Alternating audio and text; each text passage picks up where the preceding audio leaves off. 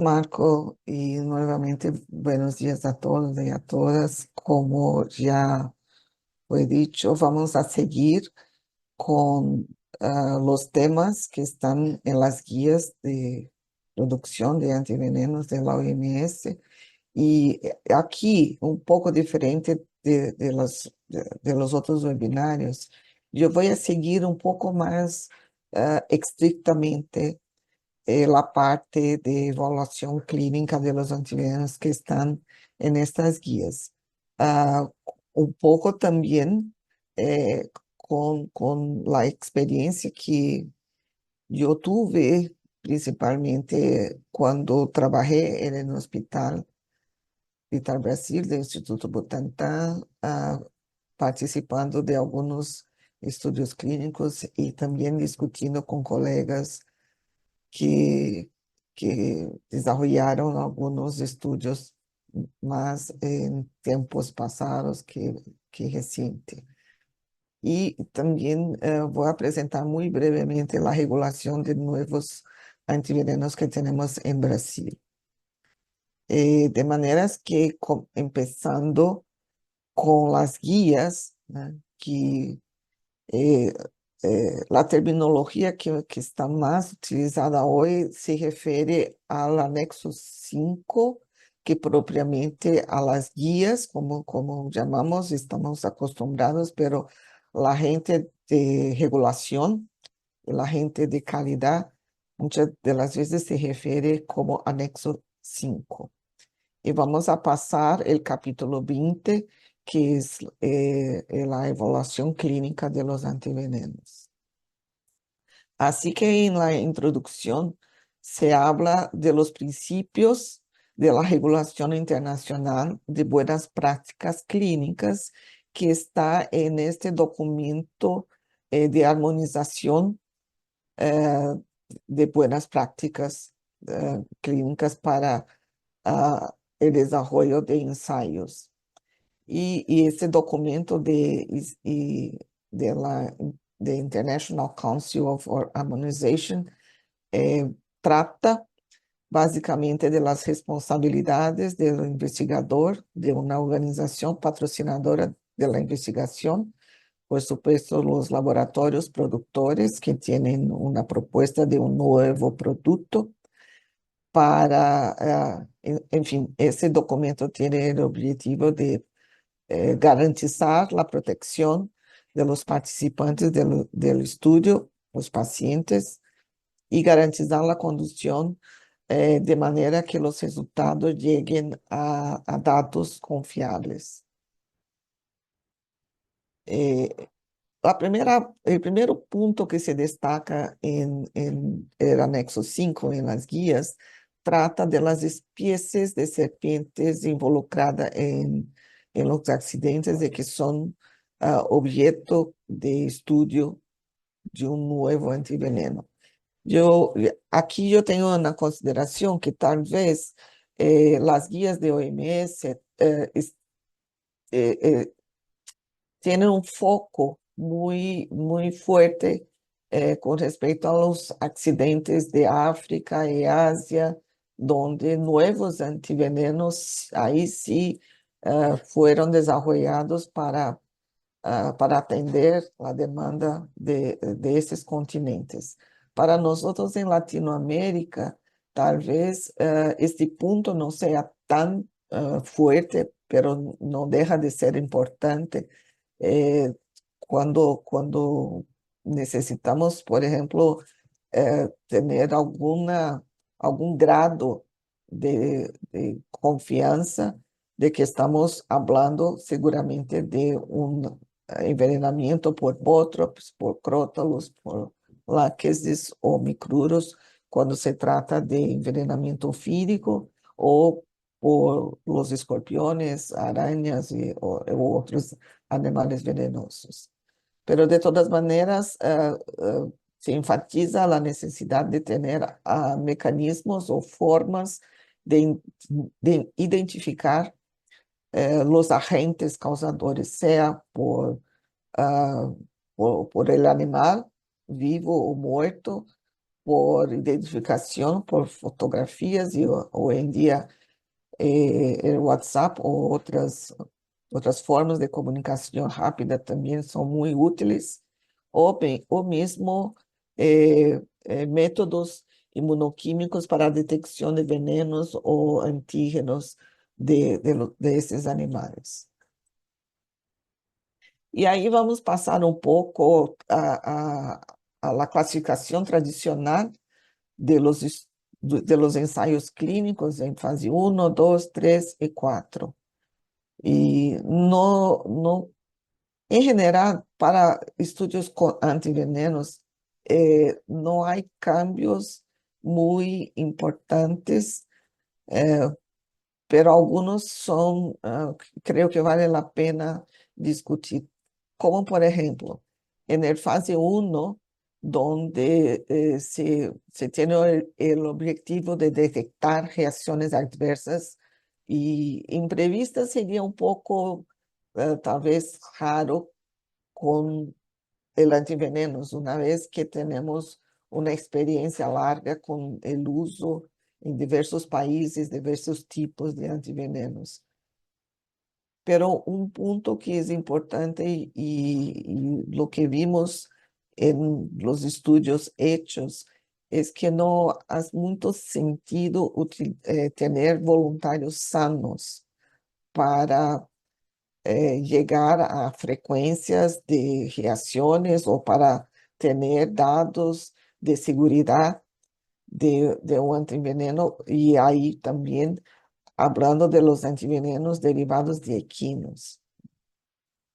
Eh, de maneras que la fase uno muchas de las veces se puede desarrollar o proponer en conjunto con ya la fase 2 o la fase 2 junto con la fase 3, né?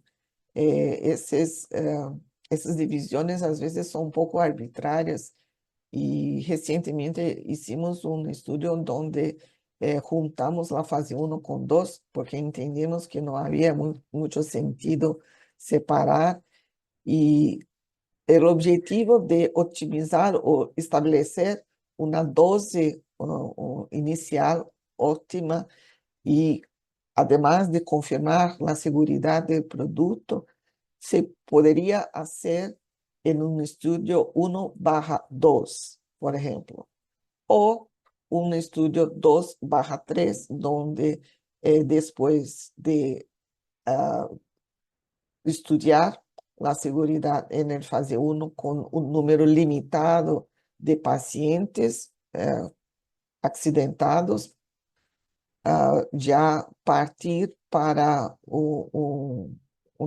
estudio que junta dos fases, y ahí 2 con 3, estableciendo la dosis, confirmando la seguridad y estableciendo la eficacia del producto, que ahí en general se preconiza que sea en comparación con un otro ya existente o en ocasiones muy excepcionales con placebo, como fue hecho, por ejemplo, en un estudio en Estados Unidos con el antiveneno escorpiónico.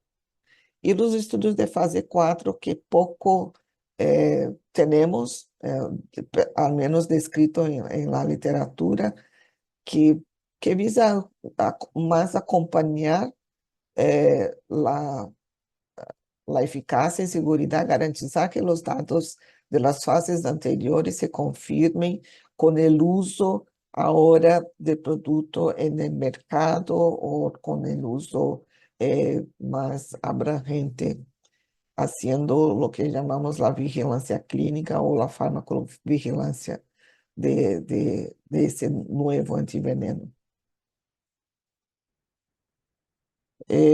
Algunos tipos pensando en los tipos de estudios clínicos, uno que es interesante pensar, porque las dosis sabemos que al menos Ah, yo creo que para la mayoría de los productores de América Latina, las dosis fueron establecidas hace tiempo, hace mucho tiempo, de manera empírica.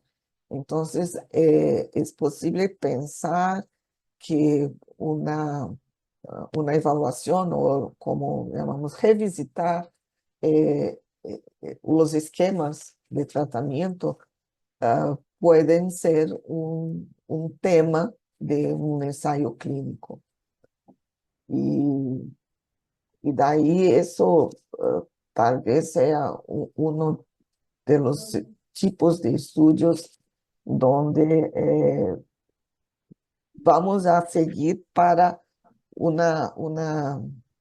¿cómo voy a decir? Eh, una tendencia a salir del empirismo para evidencias clínicas de que una dosis mayor o menor puede ser tan eficiente cuanto la que antiguamente se establecía.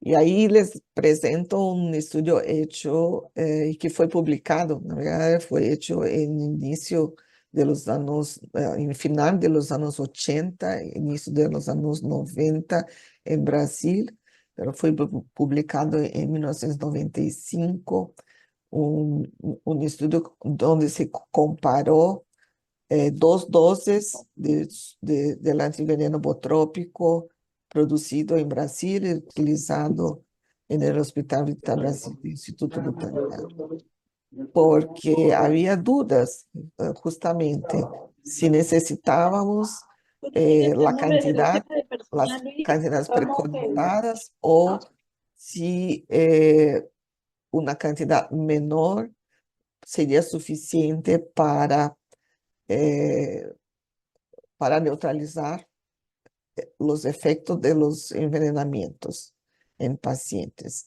Ahí que es, ahí que ese estudio muestra dos grupos de pacientes, uno que recibió el antiveneno preparado con una potencia de 5 miligramos por mililitro. El otro grupo recibió el mismo antiveneno, antibotrópico, pero con la mitad de la potencia. Los dos grupos recibieron, las ampollas de los antivenenos contenían 10 mililitros cada y no, sin identificación, es decir, fue en un estudio ciego, eh, aleatorizado, y que tenía el objetivo de verificar la eficacia en la neutralización de los efectos locales y sistémicos del envenenamiento botrópico. Eh, Aquí tenemos los datos previos a la administración de los antivenenos, padrón semejante de edad, sexo, la identificación de la serpiente, y después aquí ya con el seguimiento, donde los signos y síntomas locales son comparados entre el grupo A y el grupo B. ¿No? El grupo A fueron los pacientes que recibieron la dosis preconizada de acuerdo con la severidad del accidente, pero conteniendo con cada ampolla con el contenido de 5 miligramos por mililitros, y el grupo B con la mitad. Y vemos que las proporciones de, de los de los efectos locales como dolor, edema, la infección secundaria y la recuperación completa de los efectos locales o mismo las secuelas no fue posible evaluar. La infección también no, pero el dolor, el edema y la recuperación fueron consideradas semejantes entre los dos grupos. Y en términos de los efectos sistémicos, eh, la mejora o la reversión de la coagulopatía en 6, 12 y 24 horas también fueron considerados semejantes. Y aquí se muestra la curva de recuperación del fibrinógeno plasmático de estos dos grupos. Aqui eu poderia fazer alguns comentários que, de fato, ah, al final de este estudio se discutió incluso con el Ministerio de Salud un posible cambio en las recomendaciones de las guías nacionales de diagnóstico y tratamiento. Y eso ocurrió de fato con la introducción de un rango de número de ampollas, por ejemplo, para accidente botrópico, que sería 4, 8 y 12. En un determinado momento se pasó a orientar o a recomendar que un accidente leve podría recibir de 2 a 4, porque sería justamente a partir de esses dados esta recomendación hecha. Pero si vamos a pensar críticamente, y yo me siento muy, a- muy libre para hacer algunas críticas, porque yo no participé directamente, pero ya estaba en el hospital y acompañé mis colegas en ese estudio. Vemos que tenemos un número inicial en el grupo A y en el grupo B, que teóricamente seria número suficiente para evaluar las manifestaciones o los efectos sistémicos, pero los efectos locales no, né? Y tal vez esa sea una de las debilidades que tenemos en estudios clínicos de antivenenos, es que os efeitos que são mais importantes, como, por exemplo, necrose, não está aqui, né? Então, não é possível evaluar o efeito dessas doses de antivenenos en la evolución o en la regresión de la necrosis. Y también no sé si en ese caso ni siquiera con un número doble de esos pacientes, si eso sería posible. De todas maneras, con 50 y 50, que me parece fueron escogidos a partir del N inicial, esses dados não me parecem suficientes para a conclusão de la eficácia de essas doses, de la diferença de las doses para neutralização de los efeitos locais. Pero de los efeitos sistêmicos, sim, e eu creio que isso está de acordo com outros estudos não clínicos, estudos experimentais, e mesmo com a observação de alguns colegas em Brasil e em outras regiões. Seguindo com lo que está nas guias, talvez os ensaios clínicos controlados e aleatorizados são o máximo que se pretende alcançar em termos de qualidade dos ensaios e, e os resultados normalmente são muito mais consistentes e confiáveis. Pero aí, para que logremos alcançar isso, um grande número de pacientes pode ser necessário. Também é muito importante pensar no controle, né, ou em tratamento comparador, não? São términos utilizados. Placebo, como já falei muitas das vezes, não se justificam quando falamos de antiveneno, sobretudo porque já temos produtos e tratamentos estabelecidos há muito tempo. la aleatorización de ese estudio es una cuestión metodológica que a veces ni siempre es tan claro la importancia de que tengamos una aleatorización y un cegamiento. eh, es decir, ni pacientes, ni el investigador, los médicos y el equipo de enfermajes tengan información de cuál tratamiento eh, está siendo ah, hecho en un paciente o en otro.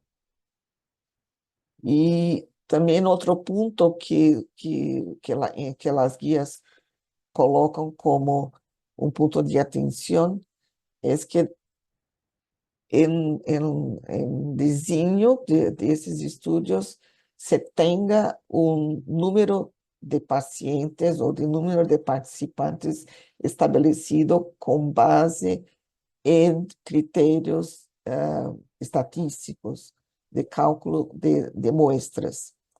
Y, y también tener en cuenta cuál es la diferencia que queremos obtener o que queremos ah, ah, evidenciar en esos estudios.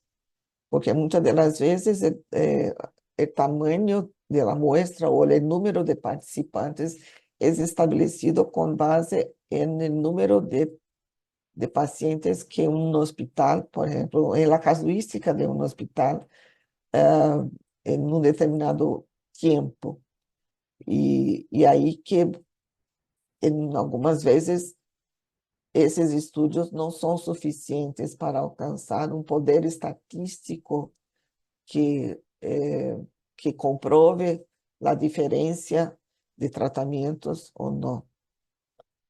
E pensar que quando estamos falando, por exemplo, de estudos de não inferioridade, é decir, eu não quero mostrar que um antiveneno é melhor que outro, pero simplesmente dizer que um não é pior que outro. Aí estamos falando de um estudo de não inferioridade. O tamanho da muestra normalmente é maior, a necessidade de número de pacientes é maior que um estudo de superioridade.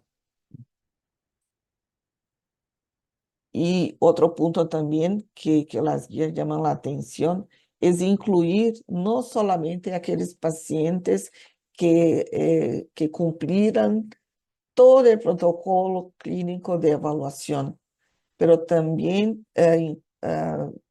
ter análises de aqueles que se perderam em algum momento, por exemplo, quando estamos falando de evaluação por semanas ou um pouco ou mais, pero um tratamento que foi introduzido e o paciente tinha a intenção de tratar, pero a vezes não temos todas as informações desses indivíduos, desses participantes.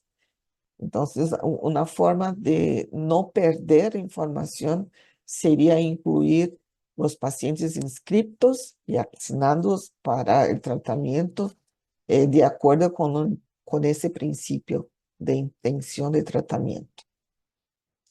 E aí, isso é um trabalho clássico, talvez, no Brasil, um dos primeiros ensaios clínicos que foi conduzido por vários investigadores de Butantan, pero comparando três tipos de antivenenos.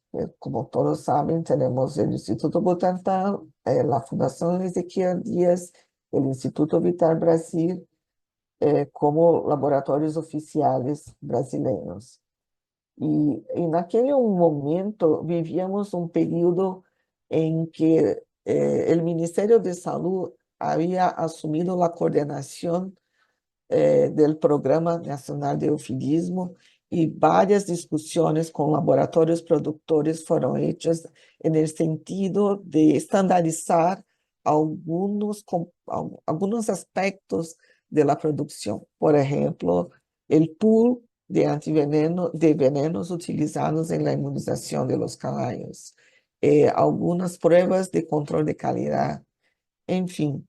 Ese era un momento interesante para comparar eh, la eficacia y seguridad, no que tuviéramos alguna duda, porque ya conociendo los aspectos de los productos y los efectos terapéuticos sobre los pacientes, esperábamos justamente lo que el estudio mostró, que los tres antivenenos son eficaces para neutralizar los efectos sistémicos. Y aquí nuevamente los efectos locales tuvieron números muy pequeños, né? Sobre todo aquellos con menos frecuencia de acometimiento. Por ejemplo, no tuvimos tantos pacientes ah, con necrosis. Es porque también en este diseño de estudio se sacaron los casos severos. Y ahí que tuvimos solamente dos grupos que fueron llamados de menos severos y más severos, pero correspondería a los pacientes leves y moderados. Y ahí que eso es también una decisión estratégica eh, cuando se propone en un estudio de no incluir pacientes con cuadros severos, no incluir mujeres embarazadas o niños. Y así fue con ese estudio donde solamente se incluyeron pacientes con grado de severidad leve o moderado. Y los tres tipos de antivenenos A, Butantan, B, Vital-Brasil y C, Funend, en términos de los aspectos demográficos, como llamamos aquí, los aspectos de los pacientes, algunos aspectos también del accidente previamente al tratamiento. Y la clasificación de leve y moderado en el Hospital Vital Brasil, donde tenemos la gran mayoría de pacientes leves, nos llevó a un grupo reducido para comparación. Y ahí también una crítica tal vez, o una limitación, mejor decir que esos dados, que la validad para los datos de pacientes moderados no tienen que no son tan robustos y tan confiables como, por ejemplo, para aquellos eh, clasificados como leves. Eso es una cuestión que creo que cuando vamos a discutir los datos de un ensayo hay que tener en cuenta. Pero yo no voy a pasar por todos esos resultados, solamente de manera general decir que fue un trabajo muy interesante. El número hablando de la metodología, el número de pacientes incluidos fue mucho menor. Eso pasa cuando estamos preparando, cuando estamos elaborando el protocolo y hasta que la ejecución ocurra efectivamente, muchas cosas pueden pasar. Y ahí que pasó aquí es que habíamos previsto una casuística de 300 casos al año en el Hospital Vital Brasil. Era lo que había antes del Programa Nacional de Ofidismo, introducir un proceso de descentralización de la distribución y de la utilización de antivenenos, de maneras que algunos de los pacientes que antes buscaban el hospital y ya no necesitaban más porque tenían el suero más próximo al local del accidente, lo que era perfecto, óptimo para los pacientes, pero para el estudio tuvimos este punto desfavorable, digamos así. Y eso pasa con todos los estudios que en la vida real, una cosa es la estrategia, una cosa es el diseño y otra es cómo vamos a conducir efectivamente hasta al final de la comparación de los resultados. Pero los gráficos son muy claros en mostrar que la recuperación de la coagulopatía por medio de la elevación de los niveles de fibrinógeno plasmático fueron semejantes en los tres grupos y los otros parámetros también, de los productos de degradación de fibrina y fibrinógeno, dímero D, la alfa-2 antiplasmina, que correlacionam-se muy bien con los niveles de fibrinógeno y también con la recuperación del tiempo de coagulación, que aquí utilizamos el tiempo de coagulación de 20 minutos propuesto por Worrell y los dos se correlacionaron muy bien.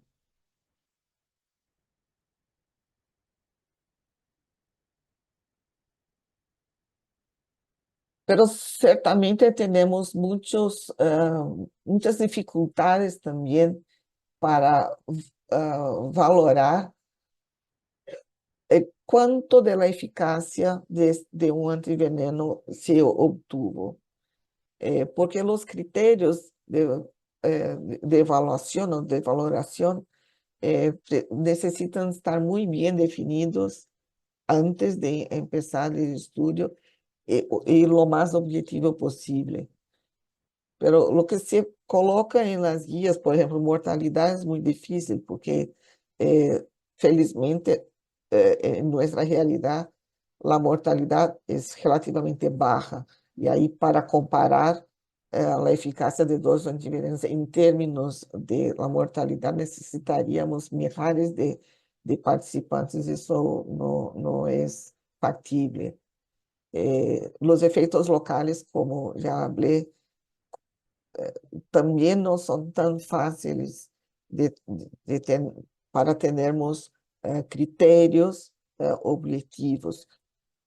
Necrosis sí, necrosis no, tal vez sea posible, pero como ni todos los pacientes van a evoluir con necrosis, sería desejable que tuviéramos otros parámetros locales, como aquí se muestra, y algunos estudios también hicieron, que sería la comparación de la extensión o de la intensidad del edema con el diámetro del local acometido por una serpiente bótrops en comparación al otro miembro.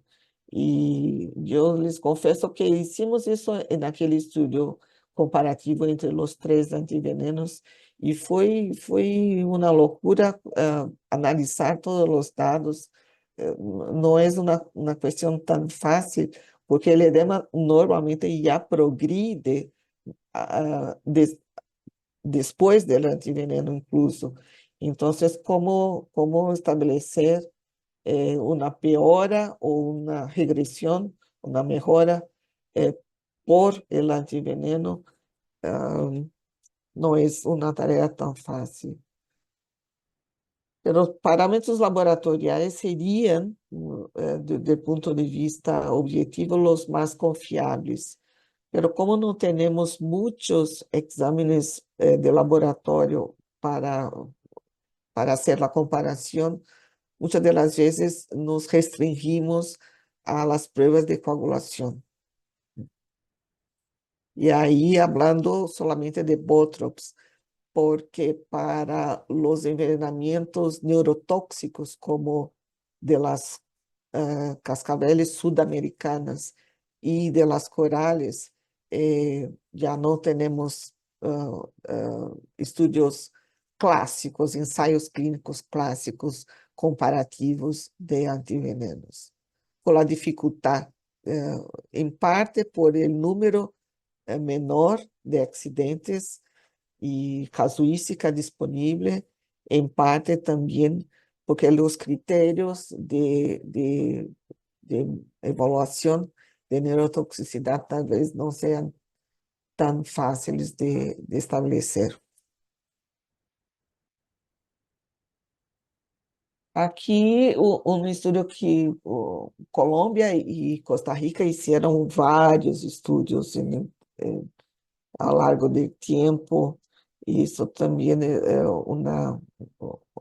algo que yo creo que es muy importante valorar, la cooperación entre los países para llegar a resultados de estudios clínicos con utilización de antivenenos producidos de maneras diferentes. En ese caso, la idea sería testar o comparar un antiveneno monovalente producido por la inmunización de caballos con veneno de Botrytis atrox y el otro con un veneno estándar, es decir, el polivalente de Instituto Clodomiro Picado.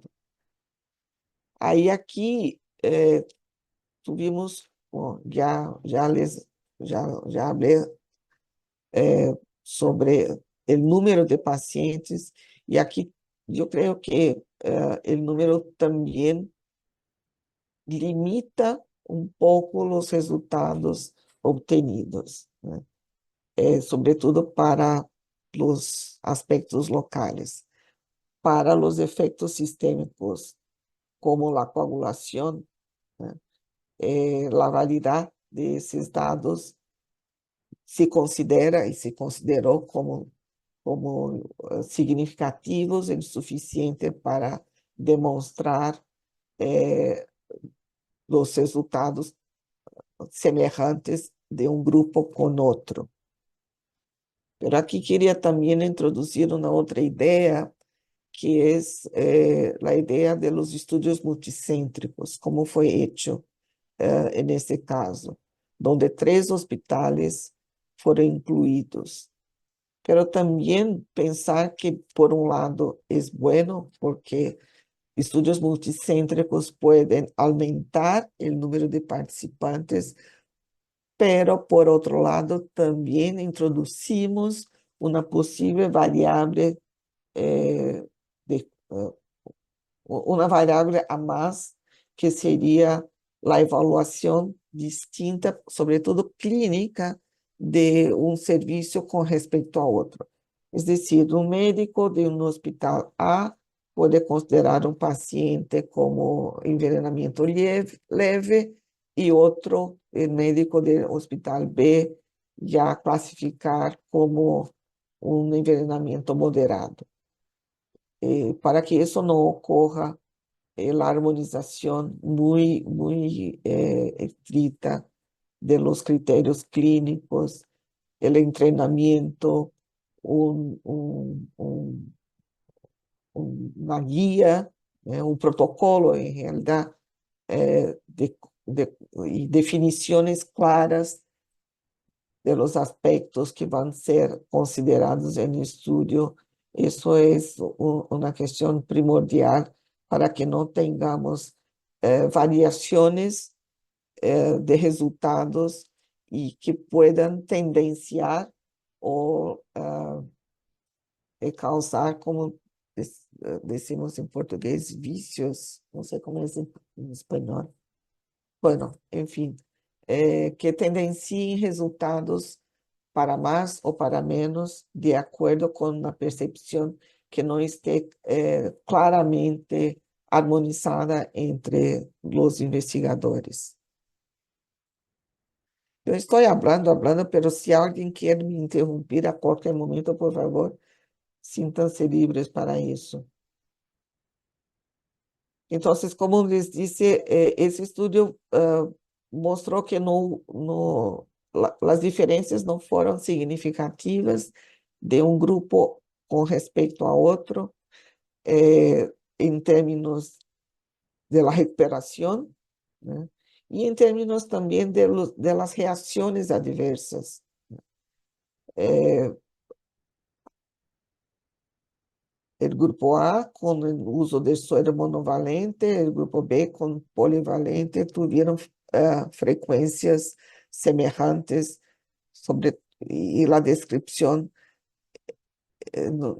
tal vez, mm, aunque con números no tan grandes y que afortunadamente no, pero que tiene una importancia muchas de las veces que yo voy a hablar después cuando, eh, cuando tratamos de los estudios de fase 4, porque estos dados son los que van a servir como base para el acompañamiento después, como llamamos, post-comercialización o post-introducción en la rutina de un antiveneno o la continuación de eh, de un determinado tratamiento.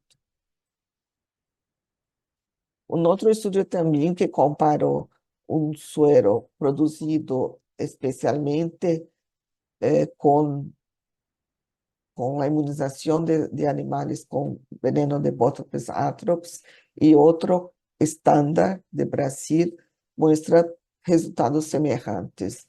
Eso nos da, eh, como, así como en Colombia también, una confianza de que aunque los sueros brasileños no tengan en el pool de inmunización algunos venenos de serpientes de diferentes regiones de Brasil, este antiveneno es capaz de neutralizar los efectos del envenenamiento. Y nuevamente, aspectos menos frecuentes o manifestaciones menos frecuentes locales tienen una debilidad de comparación y de conclusión, en realidad. Aquí también ese estudio fue curioso porque fue propuesto para ocurrir en la región amazónica y tenemos un colega en Belém, en Pará, que estaba, que era responsable por los pacientes accidentados en un dicho hospital de referencia. Y ahí nuevamente en discusiones nos habló que, no, en mi hospital yo tengo un promedio de 300 a 400 pacientes al año. Es que tener 100 o 150 en cada grupo de tratamiento no será tan difícil. Bueno, el, el, poco tiempo antes de empezar esse estudo, que ocorreu? Esse hospital, que era referência, já não recebia mais pacientes provenientes de emergência, solamente aqueles que eram referenciados de outros pronto-socorros, como chamamos, ou outros os serviços de emergência. E aí que barrou muitíssimo o número de pacientes que foram possíveis, que foi possível incluir nesse ensaio. Pero, de toda maneira, com um número um pouco maior que 30 casos, também os aspectos sistêmicos ou os parâmetros laboratoriais foram suficientes para mostrar que os dois antivenenos eram capazes de revertir a coagulopatia de maneira semelhante. No el absceso ni la necrosis. Y las reacciones adversas también se puede comprobar que los dos antivenenos, um foi produzido, esse era um antiveneno de Butantan, esse foi especialmente produzido por Funet, y que mostró que no había diferencia. Los dados hematológicos también, un gran número de criterios, ah, menos objetivos y más objetivos, que llegaron a esta conclusión.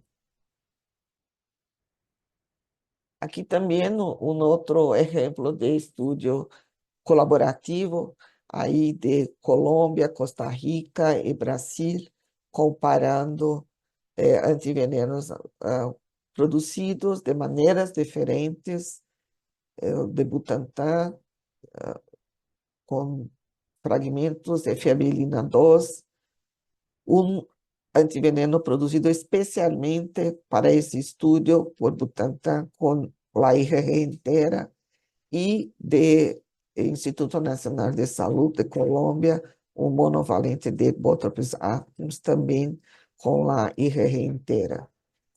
E os dados são muito parecidos. A ideia, a mim, não é tratar com detalhes de los resultados, pero mostrar que, aunque com números não tão grandes, e aunque com limitações de resultados, esses dados foram muito importantes em um período, e aí se reparam que a grande maioria desses ensaios clínicos foram hechos em los anos 1990, o início dos anos 2000, né? E tiveram uma importância muito grande no estabelecimento de critérios, de parâmetros, de tratamento e mesmo de produção, né? Aí, aqui também a iniciativa do Instituto Clodomiro Picado de produzir antivenenos com IgG inteira, lo que, lo que permitió también a que otros laboratorios optaran por uno o por otro, né? Y ahí que tenemos algunos productores en América Latina produzindo antivenenos con efiabilina 2 y otros con la IgG inteira, mostrando resultados semelhantes de uno y de otro, né? Sin, sin que tuviéramos ni en términos de recuperación de los efectos clínicos, ni en la ocurrencia de reacciones adversas diferentes. Aquí las reacciones también muy bien descritas y con frecuencias semejantes.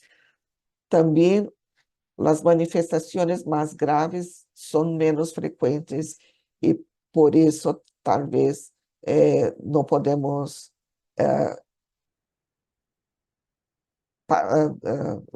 generalizar todos los dados para todos los aspectos, y por eso mismo que siguen muy válidos, né?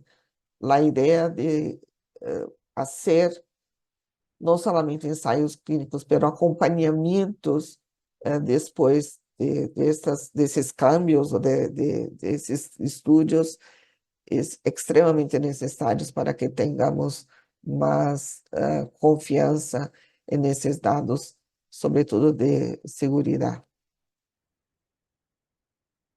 Y ahí que entramos en ese tema de seguridad, que están muchas de las veces acompañando los estudios de eficacia, né? Es importante no solamente evaluar las reacciones tempranas, como también las reacciones tardías.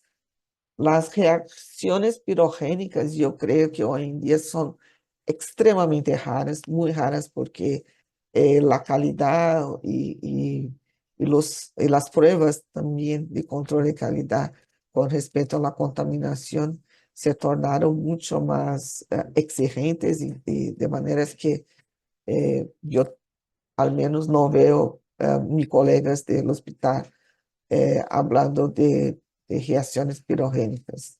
Los médicos jóvenes incluso no, algunos siquiera han visto un paciente con, con ese tipo de reacción. Y ahí nuevamente un estudio colaborativo del Grupo de Colombia con Costa Rica eh, muestra esto, eh, un producto producido con la fragmentación de la inmunoglobulina y la formación de fragmentos de fibrilina 2 en comparación con la precipitación solamente con ácido caprílico, formando la IgG entera de suero, de los sueros polivalentes de Costa Rica, muestra ah, también, voy a mostrar en el próximo slide, los resultados comparativos de un grupo y de otro. Y aquí, aunque yo pienso que la contribución para el conocimiento de esos aspectos fue inestimable eh, de, de, de Colombia y de Costa Rica, yo uh, me gostaria solamente de dejar claro que o fato de 38 e 34 pacientes em cada grupo estarem dispersos em 4 centros diferentes, nos trabalhos seria muito, hoje, se fora hoje em dia, talvez um revisor, ou se eu mesma revisar esse trabalho, consideraria que é importante ter em conta a limitação dos resultados por el estudio multicéntrico, porque isso é inevitável quando estudamos a metodologia de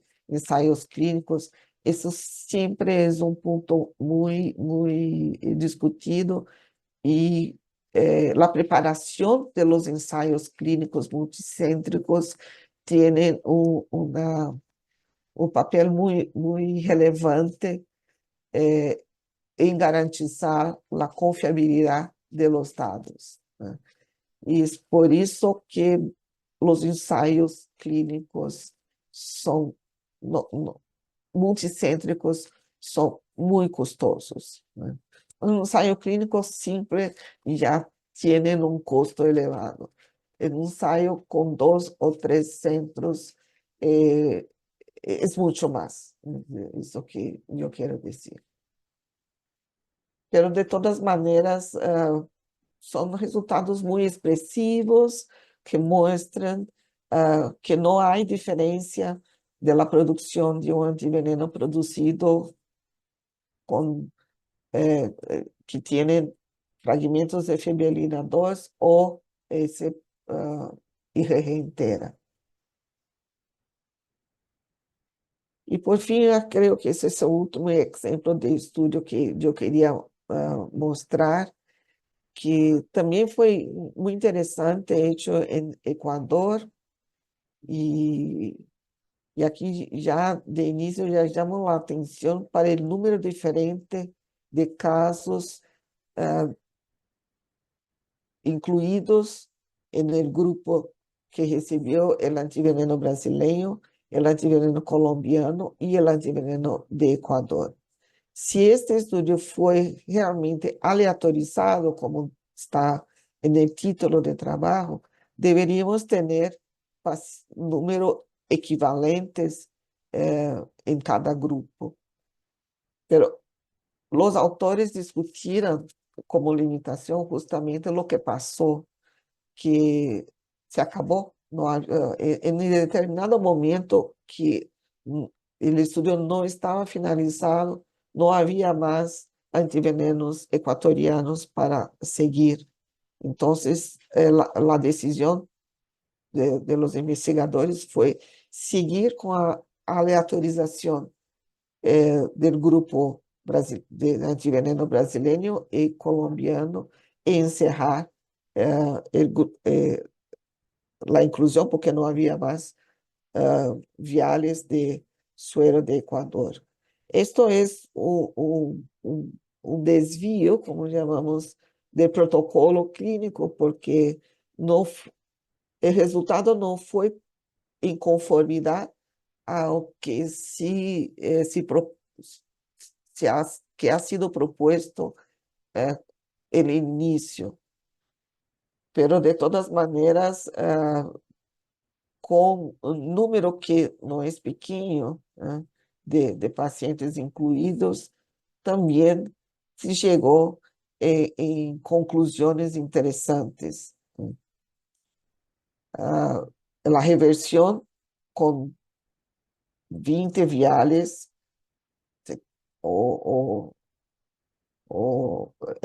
y la diferencia de los antivenenos utilizados mostró que de fato, la recuperación de coagulación ocurría en 6 y 24 horas de manera semejante. La detección de los niveles de veneno y de antivenenos mostraron que una pequeña diferencia, pero que en la práctica los tres antivenenos se podrían utilizar en Ecuador. Aunque el antiveneno ecuatoriano tuviera una respuesta no tan favorable, pero que se consideró aceptable. Y ahí los desafíos en los estudios clínicos, ya también ya a lo largo de la presentación ya hablé de algunos, pero yo creo que la gran variación de las consecuencias del envenenamiento, sobre todo aquellos no tan frecuentes, y la dificultad de establecer criterios objetivos, eso fue una adición mía de lo que está en las guías, por eso está en otro color. Dificultad en la identificación, tal vez para nosotros en América Latina, no exactamente de las especies, pero de los géneros de serpiente o de los tipos de envenenamientos, ¿no? Eh, Tal vez este punto no sea tan importante para nosotros. Pero el acceso y los desafíos de logística para alcanzar o para realizar ensayos en la área donde justamente los envenenamientos son más importantes, son más relevantes desde el punto de vista de salud, pero que tienen una mayor dificultad para términos de estructura, de personal, de llegar los antivenenos y tener números suficientes de pacientes para estudiar. Y obviamente los costos, sobre todo los estudios multicéntricos, que agregan ahí más complejidad en la logística y las variaciones de criterios entre los centros. Y por fin, la parte de vigilancia post-comercialización, como se llaman normalmente los estudios de fase 4. Muy pocos publican, no sé, es posible que los productores hagan sus acompañamientos, que también es algo que está incluso en la regulamentación, al menos en Brasil, pero hay pocas publicaciones específicas con respecto a este tipo de estudio de fase 4. Y ahí que se piensa que tal vez una forma de obtener dados, né? Porque la farmacovigilância normalmente de los, todo laboratorio productor tiene que tener su farmacovigilância, pero los datos son obtenidos de manera pasiva y eso no nos da una dimensión real de la seguridad y tampoco de la eficacia. Entonces, una propuesta como ocurre en Brasil, es que el Ministerio de Salud tiene un sistema nacional de vigilancia que está hoy en- está relacionado con no solamente sueros, pero con vacunas también. Nuestro programa nacional de inmunización tiene ese sistema de acompañamiento de vigilancia de los productos biológicos, y ahí que los antivenenos están incluidos. Eh, los estudios observacionales también son una alternativa interesante para que tengamos ah, una vigilancia de rutina, es decir, introducir una rutina de vigilancia en hospitales donde se pueda colectar dados observacionales. E, por fim, sítio sentinela. Isso me parece muito interessante também estabelecer, não como temos em Brasil, a rede sentinela de hospitais em Brasil é um pouco mais complexa, pero se queremos ter serviços de referência para obter dados confiáveis de efetividade, aí não mais falamos de eficácia, pero efetividade de um produto que está distribuído e utilizado em uma rotina, e de segurança. Sítio Sentinela me parece uma opção interessante. Y las guías terminan el tópico de evaluación clínica de los antivenenos con algunas recomendaciones. Primero, que estudios preclínicos y clínicos han sido más frecuentes en el pasado. Y a pesar de los desafíos que tenemos para llegarnos a resultados confiables, todavía siguen factibles y muy útiles. Los ensayos hoy en día, también todos esos que yo les mostré, no fueron realizados en el tiempo en que la reglamentación, al menos en Brasil o a nivel internacional, de la Organización Mundial de Salud o de la Agencia Europea, também não tinham tão claramente para produtos biológicos e tampouco para antivenenos. De todas maneiras, os entes regulatórios nacionais buscam acompanhar com os laboratórios produtores seus dados de eficácia e segurança, e estabelecer esta relação de productores con los entes regulatorios es algo que se pone como, se coloca como una recomendación. Incorporar también metodologías sólidas para la identificación de tipo de envenenamiento es esencial para que el diseño de los ensayos y otros estudios de antivenenos logren resultados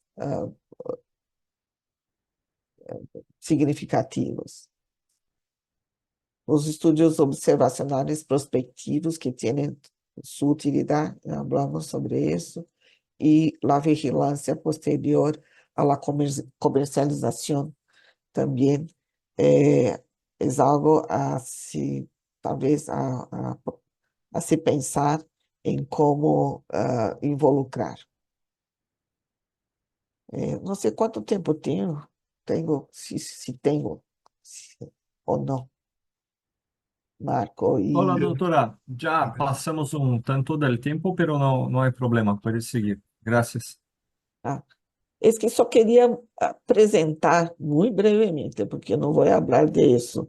Pero em Brasil temos uma legislação para a realização de ensaios clínicos de novos produtos. Eu não estou falando de comparar, por exemplo, se productos já utilizados, né? Se quisermos, por exemplo, repetir aquele estudo de comparação de antivenenos de Butantan, de Funet, de Hospital Brasil, não seria este caso eh, de seguir esta legislação. Pero se queremos, por ejemplo, si quisiéramos, por ejemplo, producir un nuevo suero para cualquier envenenamiento, diferentemente, por ejemplo, cambiar el pool de venenos utilizados en la inmunización de un, de un dicho antiveneno.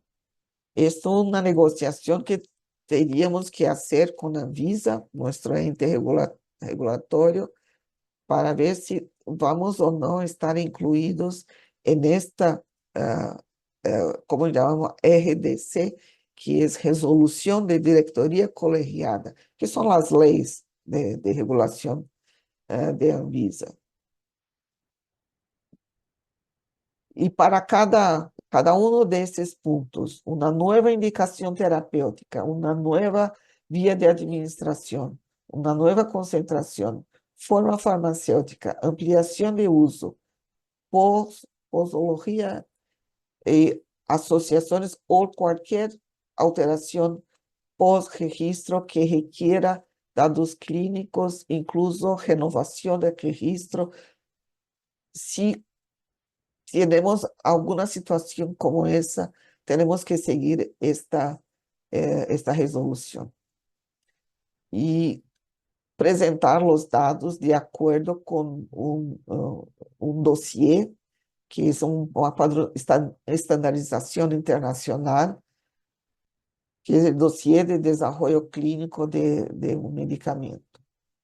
Y ahí que tenemos un montón de reglas a seguir, o registro em plataformas internacionais de clinical trials.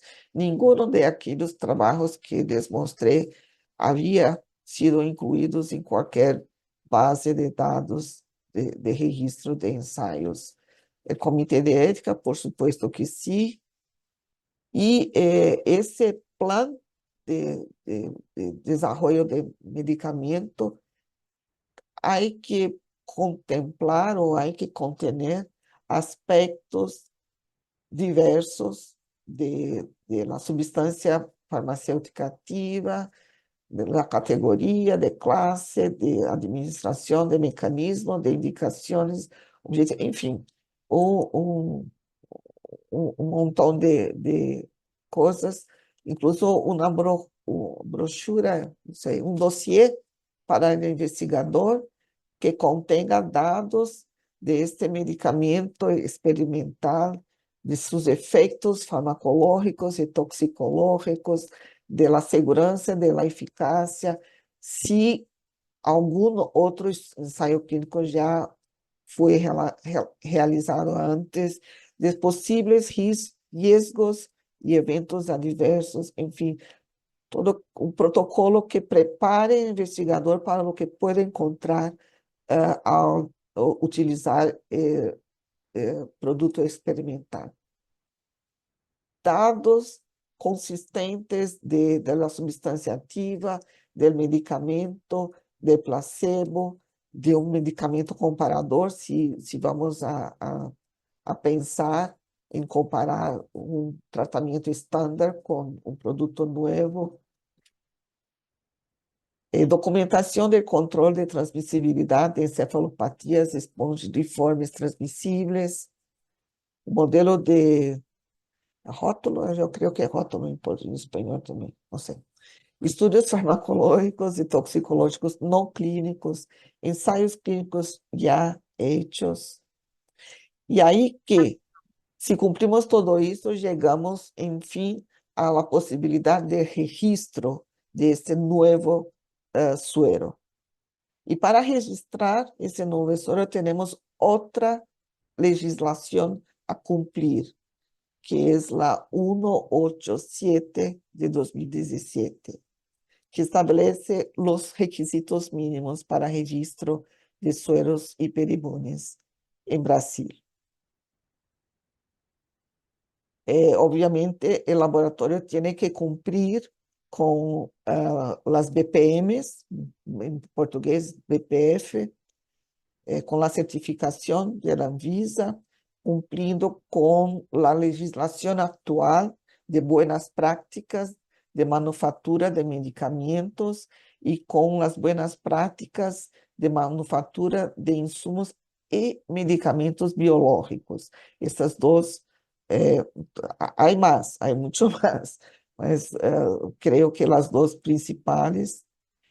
Y les traigo también el anexo 1, que es la guía de la Comisión Europea de Regulación, porque hoy Anvisa al menos está categorizada como una de las tope, una de las agencias tope, y hay una tendencia, tuvimos reciente una inspección de WHO para la vacuna de influenza, y hay una tendencia de Anvisa tener en cuenta la legislación internacional cuando hace la inspección en los laboratorios nacionales. Y por eso que la importancia del anexo 1 se queda aquí.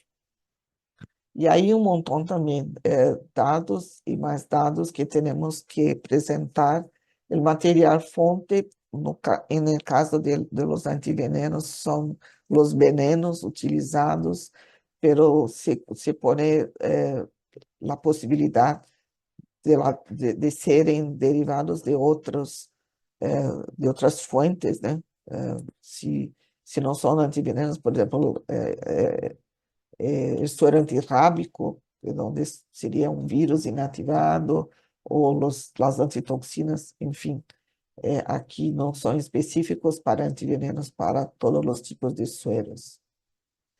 Las informaciones de las etapas de fabricación y llamó la atención para la importancia de la validación de los procedimientos para remoción o eliminación de virus, relatórios de validación de etapas críticas del proceso y validación justificativa caso haya reprocesos. Ese también no, es un punto que la gente de calidad que maneja y nosotros de producción debemos tener en cuenta cuando proponemos un nuevo producto.